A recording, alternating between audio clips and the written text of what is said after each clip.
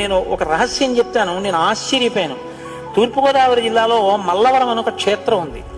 అక్కడ సుబ్రహ్మణ్యుడు, ప్రత్యక్ష సుబ్రహ్మణ్యుడు, ఇంతలా పాము కోనేటిలో స్నానం చేసి శివలింగాన్ని చుట్టుకుని ఉంటుంది. అది పిల్లలు పుట్టని వాళ్ళు వెళ్ళి నమస్కారం చేస్తే పిల్లలు పుట్టారు. డాక్టర్లు పిల్లలు పుట్టారని సర్టిఫై చేసిన వాళ్ళకి పుట్టారు.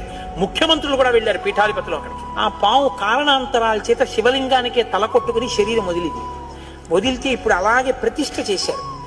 అక్కడ నేను ఆశ్చర్యపోయింది ఏంటంటే, నాకు ఆ దేవస్థానం ధర్మకర్త ఒక ఆయన వచ్చి ఒకసారి ఓ మాట చెప్పారు. బిడ్డలు పుట్టరు అని డాక్టర్లు చెప్పేసినటువంటి వాళ్ళు సుబ్రహ్మణ్య షష్ఠి నాడు ఈ దేవాలయం వెనకాల పడుకుంటారు, వచ్చి బోర్లా పడుకుంటారు ఆడవాళ్ళు.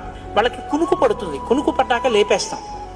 ఆ మరుసటి సంవత్సరం వాళ్ళు పసిపిల్లల్ని పట్టుకుని వస్తారండి అని చెప్పారు.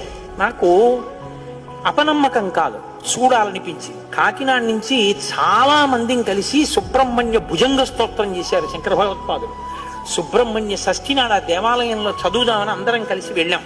ఆ రోజు వాళ్ళు నా ప్రసంగం కూడా అక్కడ ఏర్పాటు చేశారు. మీరు నమ్మరు, నేను తెల్లబోయానండి. ఎంతంత సంపన్న కుటుంబాల వాళ్ళు బిడ్డలు పుట్టరు అని బెంగ పెట్టుకున్న తల్లులు సంటి పిల్లలతో ఎంతో సంతోషంగా వచ్చి ఆయనకి నమస్కారం చేసుకుని, అబద్ధం కాదు, నేను ఎంతో మందిని అక్కడ అడిగాను, ఏమమ్మా మీకు ఈయన వల్లనే కలిగిందా సంతానం అని.